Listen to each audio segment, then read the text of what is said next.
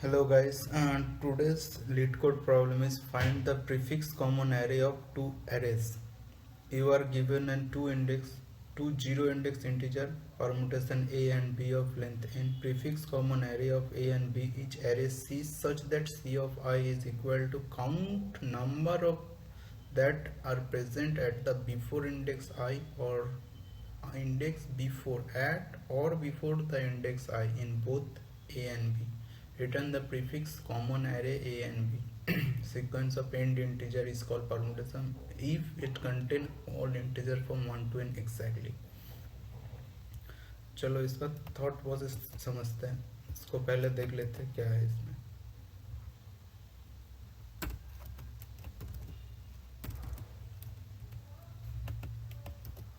ये एक एरे है, ये एक एरे बी है. मान लेते हैं चलो ये इंटीजर आई इसमें बोला है कि ये इंटीजर आई है, वहाँ तक जितना कॉमन होगा उसके लेफ्ट से वही उसके लिए जो है आई. देखो तो आई तक ए और बी में कॉमन एक भी है एक भी नहीं है, तो इसमें आंसर क्या हो गया, मेरा आंसर 0 हो गया. आई को आगे बढ़ाए देखो तो 3 और 1 कॉमन हो गया, तो दोनों में कॉमन है. इसमें भी देखो 3 और 1 कॉमन है, इसमें भी 3 और 1 कॉमन है, तो मेरा आंसर हो गया 2. आए आगे बढ़ा. इसमें 3 एलिमेंट कॉमन है 1 2 3, इसमें भी 1 2 3 है, तो 3 एलिमेंट कॉमन हो गया. और इसमें क्या है 4 है, तो चारों एलिमेंट कॉमन हो गया. यही इसका आंसर है. देखो 1 2 3 4 0 2 3 4. तो कैसे प्रोसेस करें इसको, तो पहला थिंकिंग आता है कि इस एलिमेंट से लेफ्ट में कितना कॉमन है वो गिन लेते हैं अप्रोच 1 में. तो इसका लेफ्ट में जितना भी यहाँ तक जितना होगा कॉमन होगा, ए 1 उठाए, देखे कि ये 1 है, नहीं ये 1 है, हाँ है, तो एक कॉमन हो गया. 3 को उठाए, फिर 3 को यहाँ से पूछे क्या 3 कॉमन है, तो 2 हो गया. यहाँ पे आए 3 कॉमन है, नहीं तो 2 एलिमेंट यहाँ तक कॉमन है. इस हिसाब से निकाल सकते हैं हम. फॉर एग्जाम्पल के तौर पर मान के चलो यहाँ पे 2 पे आया, तो मैं एक एलिमेंट उठाऊंगा 1 का उठा के इसमें सर्च करूंगा क्या ये कॉमन है, यहाँ तक क्या ये कॉमन है, क्या ये कॉमन है. बोला हाँ यहाँ पे तो 1 है, तो काउंट मेरा 1 हो गया, काउंट 1. चलो एक ट्राई रन कर लेते हैं इसमें. यहाँ इस इंडेक्स तक कितना कॉमन है, 1 उठाया, इसमें सर्च मारा, इस इंडेक्स तक 1 है नहीं, हाँ है 1 है, तो काउंट मेरा 1 हुआ, काउंट 1. 3 को उठाए, सर्च मारे क्या ये 3 है, हाँ है, तो काउंट 2. काउंट 1 बढ़ा और 2 हो गया, तो इस इंडेक्स तक 2 एलिमेंट कॉमन है. इसमें आए, इसमें आके मैंने फिर से 1 को उठाया, पूछा क्या ये 1 है, नहीं, क्या ये 1 है, हाँ, तो काउंट में 1 बढ़ा. काउंट यहाँ तक कितना हुआ 1. फिर 3 को उठाया, 3 को उठा के बोले क्या ये 3 है, हाँ, 2. इस एरे के लिए 2 को उठाए, 2 को उठा के पूछा क्या ये 2 है, नहीं, क्या ये 2 है, नहीं, क्या ये 2 है, हाँ, तो 3 है. आई को बढ़ाए, फिर से काउंट को हम 0 सेट कर दिए. 1 को उठाए, इसमें सर्च मारे क्या ये 1 है, नहीं, क्या ये 1 है, हाँ, काउंट कितना हुआ 1. यहाँ पे आए, क्या ये 1 है, नहीं, 3 है, यहाँ पे है, तो काउंट 2 हुआ. यहाँ से 2 पे आए, क्या ये 2 है, नहीं, क्या ये 2 है, क्या ये 2 है, हाँ ये 2, तो यहाँ पे क्या हुआ 3. 4 पे आए, 4 को पूछा क्या ये 4 है, नहीं, क्या ये 4 है, नहीं, क्या ये 4 है, नहीं, क्या ये 4 है, हाँ, तो टोटल 4 एलिमेंट कॉमन हो गया. चलो अप्रोच 1 से सॉल्यूशन देखते हैं.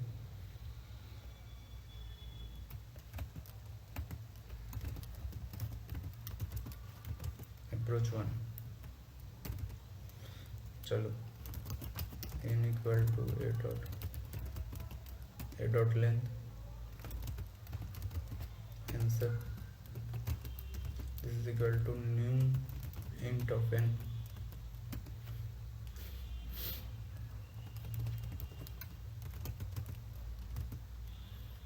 I equal to 0, I less than n, I plus plus. Left से काउंट इक्वल टू 0, काउंट से उस इंडेक्स तक कितना, integer j equal to 0, j less और equal to I, j plus plus. If इस एरे से एक एक एलिमेंट उठाऊंगा मैं, फॉर इंटीजर इस ए एरे से उठेगा element A of j k equal to 0, k less than equal to I, k plus plus. इसे बी एरे में इफ b ऑफ k बराबर a ऑफ j, काउंट मेरा इंक्रीमेंट हुआ, आंसर ऑफ I में मेरा क्या हो जाएगा, काउंट, लास्ट में रिटर्न क्या होगा, आंसर।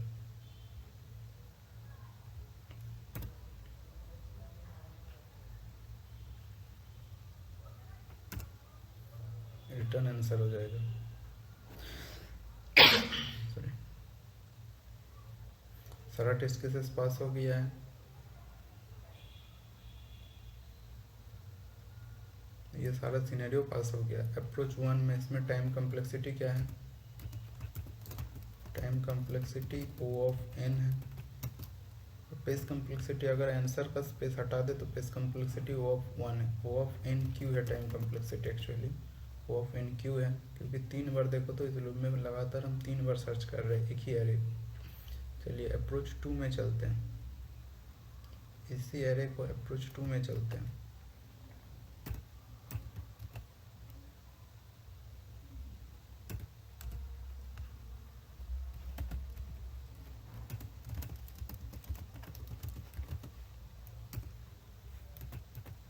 अप्रोच 2 में क्या है कि हम लोग चलो स्पेस यूज करके देखते हैं कुछ होता है कि नहीं। कैसे स्पेस यूज कर लें देखो तो सेट यूज करके देख सकते हैं कि यहाँ पे एक है 1 में, सेट में डाल देता हूँ इसको कि सेट सेट 1 में क्या है 1 है, सेट 2 में क्या है 3 है। क्या 1 3 कॉमन है इसमें, एक एक देखो तो इसका बीच में कुछ कॉमन है, नहीं है। चलिए इसमें 3 डाल दिए थे, इसमें फिर से 1 डाल दिए, यहाँ इस पॉइंटर पे आए हैं अभी, तो इस दोनों का इंटरसेक्शन में कितना पॉइंट काउंट हो रहा है 2, तो 2 हो गया। यहाँ पे आए 2 को इसमें भी डाल दिए, इसमें भी डाल दिए, कितना काउंट हो रहा है 3। देखो तो कॉमन कितना है 3, 4 को भी डाल दिए, 4 चारों के चारों दोनों सेट में है तो 4 काउंट हो जाएगा, आंसर मेरा आ जा रहा है। तो चलो इस अप्रोच से हम सॉल्व करने का कोशिश करते हैं। अप्रोच 1 हो गया, अब अप्रोच 2 से देखते हैं।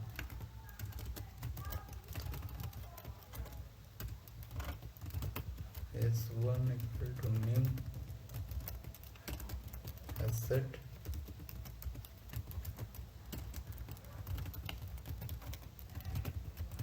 S2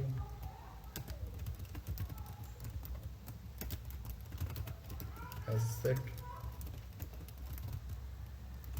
I equal to 0, I less than n, I plus plus, कोई बात नहीं। S1 dot add E of I, S2 dot add B of I for integer number in S1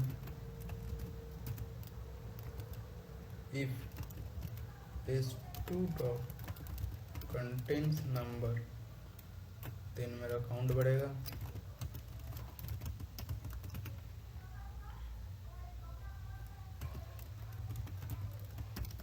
count plus plus,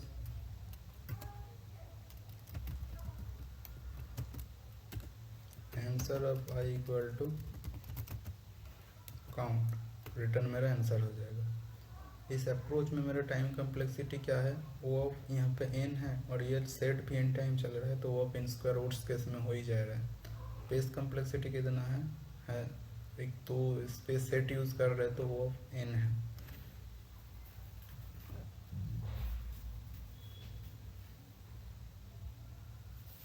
वो of n है space complexity, ये भी pass हो गया मेरा। Time complexity O of n square है। Approach 2 में time complexity O of n square and space complexity O of n due to set. चलो देखते हैं अब कुछ इसको और ऑप्टिमाइज किया जा सकता है क्या। यही एरे हैं। अप्रोच 3 में सोचते हैं, अप्रोच 3 कुछ किया जा सकता है क्या। अप्रोच 3 हाँ किया जा सकता है। इसमें देखो तो क्या क्या इन्फॉर्मेशन आपको दिया हुआ है कि 1 से लेके n तक इंटीजर्स होगा, एक all content from 1 to n। यानी अगर मैं एक फ्रीक्वेंसी एरे ले लूँ जिसमें मेरा 1 से लेके n तक एलिमेंट रहेगा, सब इनिशियली 0 फ्रीक्वेंसी है, सॉरी 0 है। अगर 1 आया है तो 1 एक बार बढ़ गया और 3 एक बार बढ़ गया, 3 आया तो 3 दो बार बढ़ा। देखो जब भी जैसे ही 2 बार बढ़ा तो यहाँ तक मेरा काउंट कितना हो गया, 3 को 2 बार बढ़ाया मैंने तो एक काउंट मिल गया मुझे, एक काउंट आई तक मिल गया है। और यहाँ पे 1 है, 1 भी 2 बार हो गया तो यहाँ पे 2 काउंट मिल गया। जो एलिमेंट 2 बार आ गया है, 2 में आए तो 2 को 2 बार बढ़ाए, 2 को सॉरी 1 बार बढ़ाया, मतलब 1 बार नहीं है, इसमें बी में देखे 1 बार है तो इसमें भी 1 बार बढ़ा दिया तो टोटल 2 बार बढ़ा।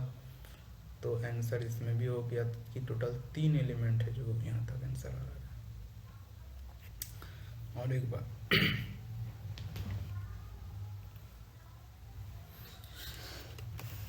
इसको ड्राई रन करके दिखा देते हैं। और ये मेरा आंसर है, ठीक है, जो इनिशियली 0 0 0 0 ही है। 1 आया, 1 एक बार बढ़ा, क्या ये 2 के बराबर है, नहीं, इसमें 3 है, 3 आया तो 3 एक बार बढ़ा, क्या ये 2 के बराबर है, नहीं है, आई तो हो गया, यहाँ पे आया 3 आया, 3 एक बार बढ़ा तो 3 हो गया 2 बार।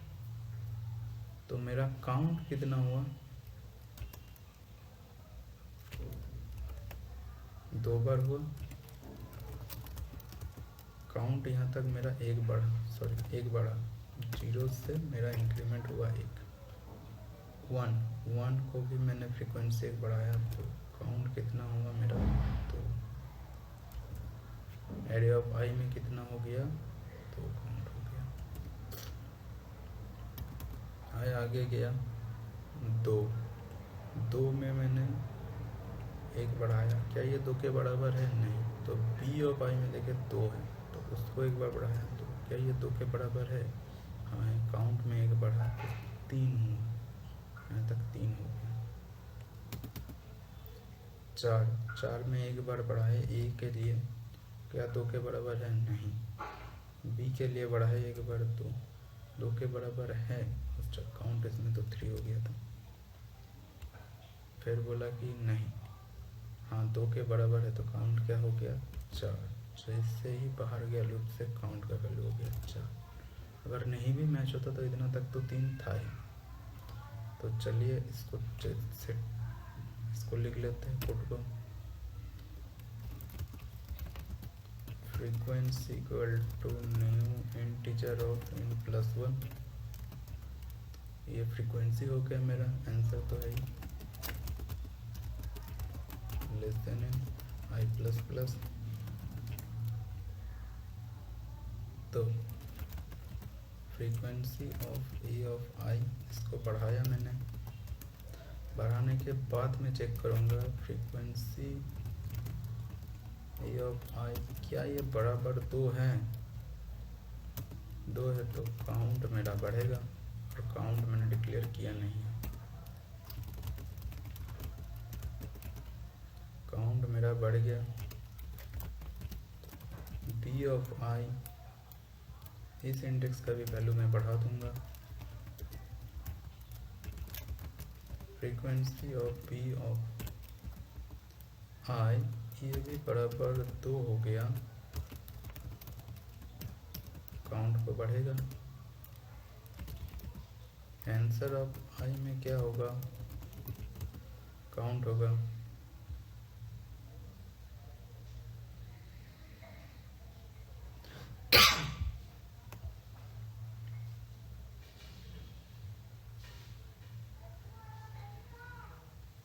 तो इस केस में टाइम कम्प्लेक्सिटी क्या है,